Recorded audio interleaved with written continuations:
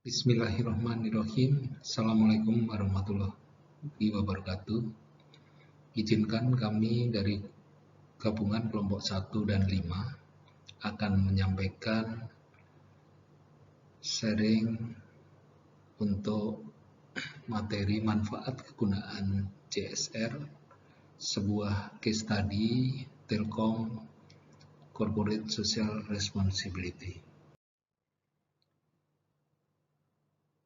Nah, di sini adalah anggota dari kelompok 1 dan 5, yaitu ada Mas Stefanus Arif selaku ketua, saya Marnoto, Udiwiono, Andris Wijaya, Asti Nuryani, Merlin, Emerald Triputri, Berkat Febrianto, Emerald Rizwan, Yuslia Francisca, Dede Priatini, dan M. Al-Ghazali.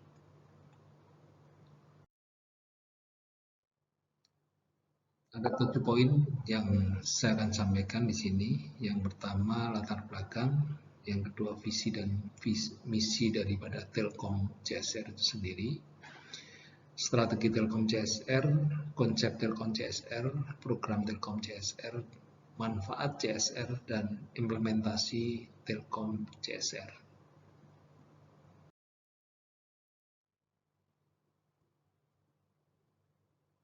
Ada 4 poin latar belakang di dalam penulisan artikel ini. Yang pertama, dunia industri ikut menyumbang terjadinya kerusakan lingkungan. Yang kedua, para pebisnis memiliki egoisme tinggi untuk mengejar keuntungan. Yang ketiga, belum ada LSM dan lembaga kepedulian baik di tingkat nasional dan internasional yang mampu mengubah konsep bisnis ramah lingkungan karena perlunya tambahan kos. Dan yang keempat, perusahaan harus ikut bertanggung jawab terhadap lingkungan. Nah, di sini adalah visi dan misi Telkom CSR itu sendiri. Visinya adalah menjadi pelopor dalam penerapan tanggung jawab sosial perusahaan di Asia. Misinya, yang pertama, mempunyai peran aktif di dalam menciptakan masyarakat lebih cerdas melalui pendidikan teknologi infokom. Misi yang kedua adalah meningkatkan kualitas hidup dalam kehidupan masyarakat, dan yang ketiga, peran aktif di dalam memelihara keseimbangan alam.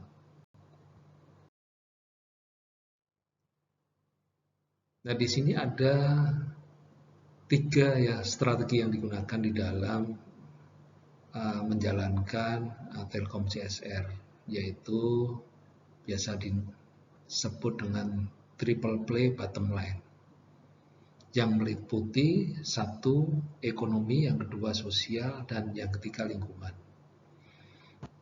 Nah, strategi ekonomi sendiri adalah untuk menambah nilai bagi stakeholder dan mendukung pertumbuhan usaha kecil. Sedangkan strategi di bidang sosialnya yaitu menyediakan fasilitas terkait dengan pendidikan teknologi infokom. Dan strategi untuk lingkungan ikut berperan aktif di dalam memelihara lingkungan penghijauan dan menciptakan jalur hijau. Konsep Telkom CSR yang mengusung tema membangun Indonesia cerdas. Ini ada 3 yang dipersiapkan oleh Telkom.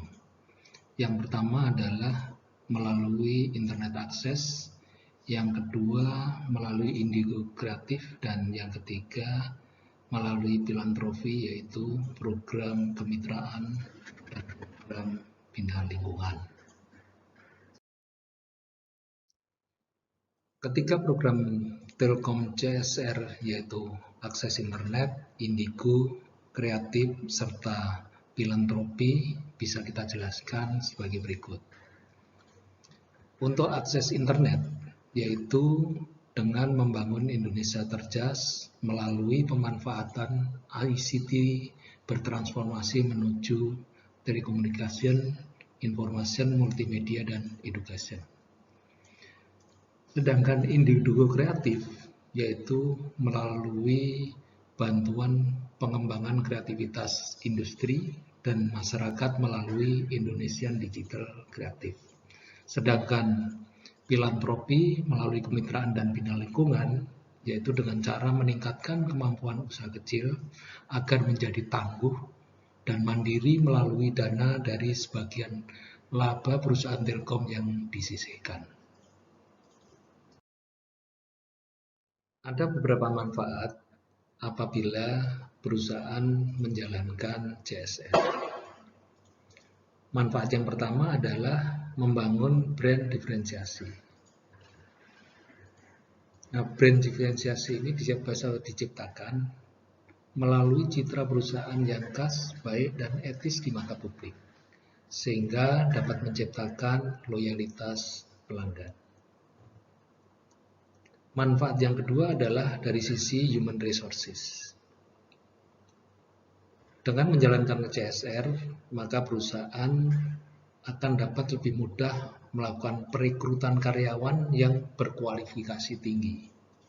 Nah, di sisi lain, bagi karyawan existing juga dapat meningkatkan persepsi, reputasi, dan dedikasi bekerja. Manfaat yang ketiga adalah license to operate, yaitu dapat mendorong pemerintah di dalam memberikan kemudahan izin dan restu karena perusahaan telah memenuhi standar operasi. Dan manfaat yang keempat adalah risk management. Dengan membangun budaya doing the right thing, reputasi perusahaan yang dibangun bertahun-tahun bisa runtuh karena kerusakan lingkungan.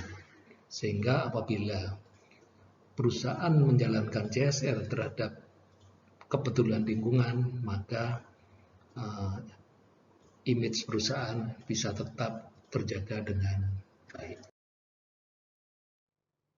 Nah, di dalam implementasi CSR ini, di Telkom ada 7 poin. Nah, yang pertama adalah menyangkut masalah CSR education, ya. Yang kedua adalah kesehatan. Yang ketiga adalah budaya dan peradaban. Yang keempat, partnership. Yang kelima, public service obligation, ya. Yang keenam, lingkungan. Dan yang ketujuh adalah bencana alam, ya. Nah, untuk lebih jelasnya akan disampaikan satu persatu ketujuh implementasi CSR ini oleh anggota selanjutnya.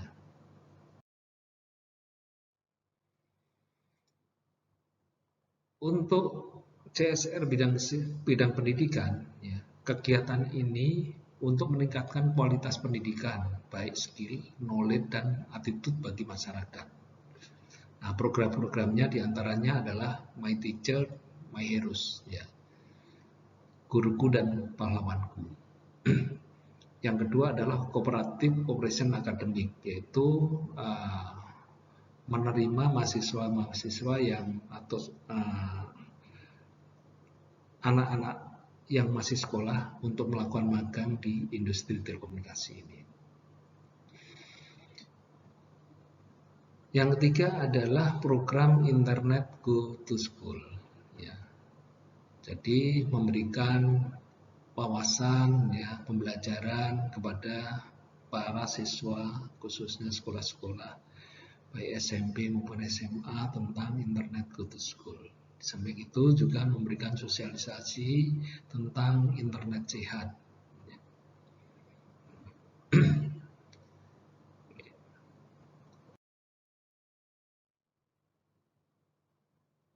Program CSR yang kedua adalah kesehatan CSR atau health CSR. Kegiatan yang bertujuan untuk meningkatkan kualitas kesehatan bagi masyarakat, yaitu dengan memberikan bantuan obat-obatan sebagai akibat misalnya erupsi Gunung Semeru, jaga perbatasan negara, dan mungkin bencana-bencana kesehatan yang diakibatkan karena adanya bencana alam. Nah, di samping memberikan bantuan kesehatan, bencana alam dan tsunami di Sulawesi Tengah, Banten, Aceh, dan seterusnya.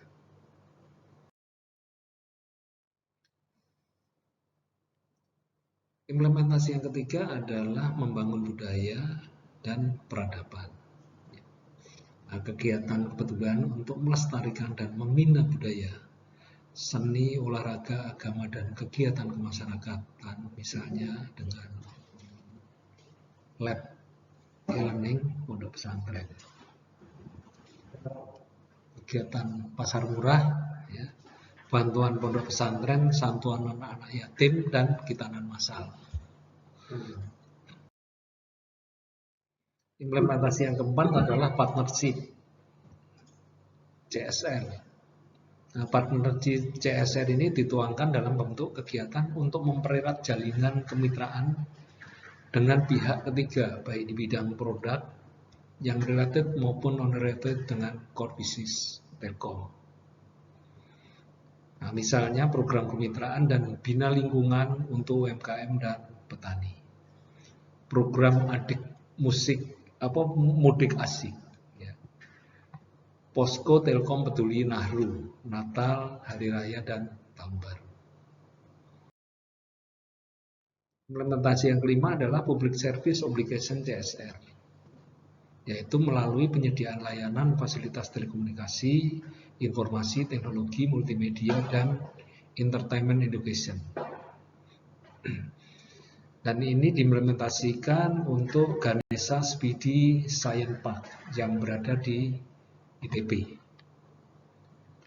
Yang kedua, pemasangan WiFi gratis di Taman Kota Surabaya, Bantaeng, dan kota-kota lainnya. Pemasangan WiFi gratis di beberapa sentra industri untuk usaha kecil. Implementasi yang keenam adalah masalah lingkungan atau environment CSR, yaitu penyediaan program bantuan dan dukungan finansial bagi usaha kecil dan UMKM melalui pinjaman lunak, pelatihan magang, dan dukungan pemasaran. Nah, ini dilakukan seperti pengembangan taman kota dan penanaman pohon. Nah, di samping itu juga melakukan kampanye peduli lingkungan. Implementasi yang ketujuh adalah bencana alam, ya, kegiatan untuk memberikan bantuan dalam penanggulangan bencana alam dan bencana kemanusiaan. Bantuan bencana alam dan gempa tsunami, penyediaan pastel untuk darurat komunikasi maupun bantuan bencana lain. Nah, misalnya seperti tsunami di Aceh, tsunami di Jogja, di Banten, Jawa Barat, dan di Sulawesi Tengah. Demikian yang bisa kami sampaikan dari gabungan kelompok 1 dan 5. Semoga materi ini bermanfaat dan terima kasih atas perhatiannya. Saya akhiri, wassalamualaikum warahmatullahi wabarakatuh.